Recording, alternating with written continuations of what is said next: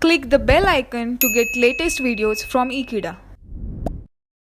Hello friends, today we will discuss about the concept of serializability in a multiple transaction of concurrent transactions.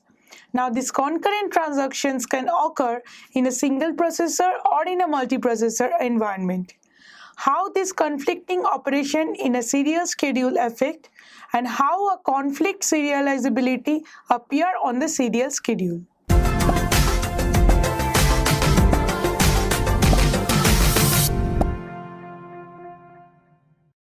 We have been considering till now an environment where a single transaction is executed at a time. Now we are turning to an environment where multiple concurrent execution transactions are operated at a time. For here, there should be possible rest conditions of several possible conditions. Now, this should be done that each of the transaction is executed atomically. The concurrent execution of this atomic transaction is equivalent of the serial transaction execution in a sequence of some arbitrary order. Now this property is called serializability. That is, it is implemented by to make one transaction to execute in its critical section. Now we can do that using the help of a mutex lock. We have to acquire a mutex lock whenever a transaction wants to enter in its critical section, and on releasing the critical section, it has to release the mutex lock. Now according to this, the serializability can be implemented in some concurrent atomic transactions. Now this one is too restrictive to use. Sometimes we can use that the schedules from the schedules can be overlapped with each other. Consider two data item A and B that can be both read and written by two transactions T0 and T1. Now the sequence of instructions of the transaction is called a schedule. We will now see that how to make a schedule.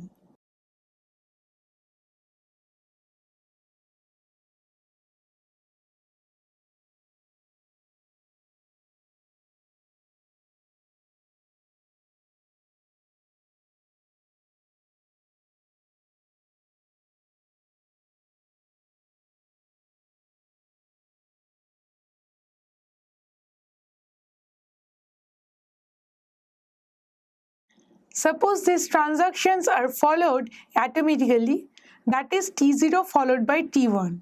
Now, where the instructions from T0 appears together before the instructions from T1, the schedule is known as a serial schedule, where all the instructions from each transaction can be appeared together before any transaction can continue its execution. Now the sequence of instruction in some chronological order where T0 at the left and the T1 as the right bottom. Now the schedule considered as serial and non-serial as the sequence of instruction from various transactions. If the instructions are appeared together, then it is a serial schedule, otherwise it is a non-serial schedule. Thus, for n transactions, there are n factorial different valid serial schedules, and all these serial schedules are correct because each of them will produce an equivalent result of the final state of the system that it is mentioned of one of the other serial schedule. If we allow the instructions from two transactions to overlap with each other, then the serial schedule is no longer serial. A non-serial schedule may not work inaccurately like the work that is been done in a serial schedule. So we will see that how a non-serial schedule actually deals with.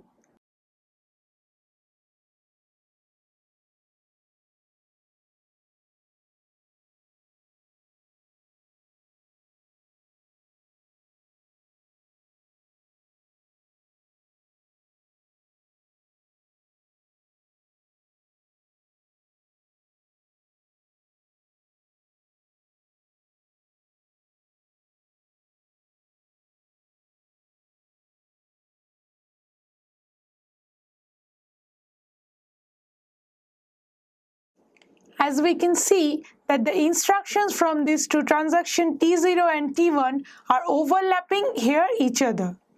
That some instructions are from T0 is followed by some instructions of T1, again followed by instruction of T0 and again followed by instruction T1.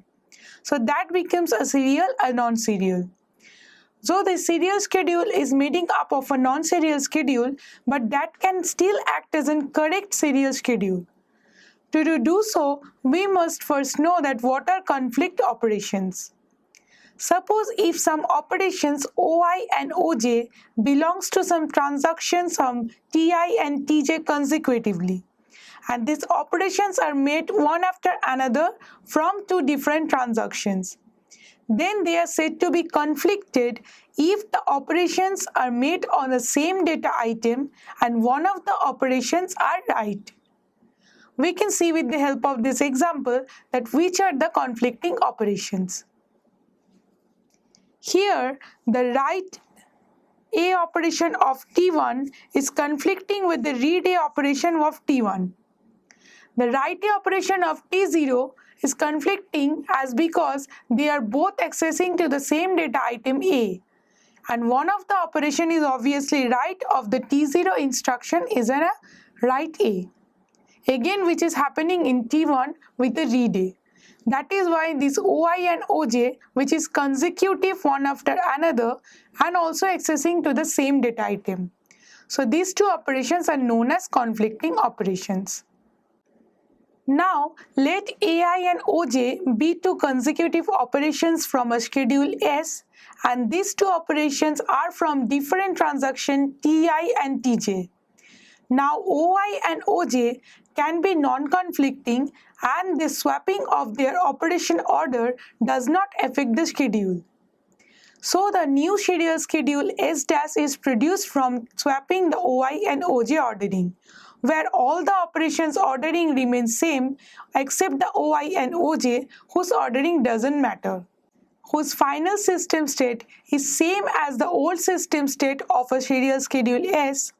Then this new serial schedule acts as the normal serial schedule S. So we will see that how to do that. First we are swapping the operation of read B of T0 with the read A of T1.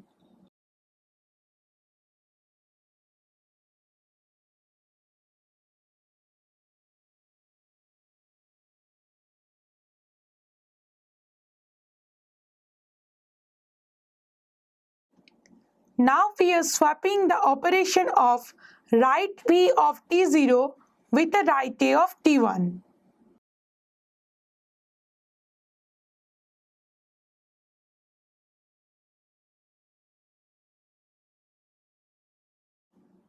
Now finally we are swapping the write B operation of T0 with the read A operation of T1.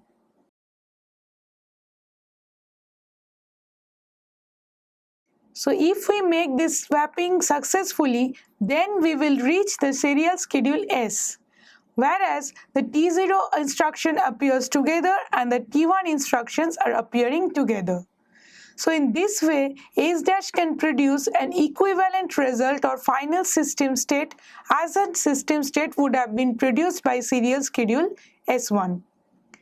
Now this swapping can be done because the operations are non-conflicting as well as they are accessing different data items.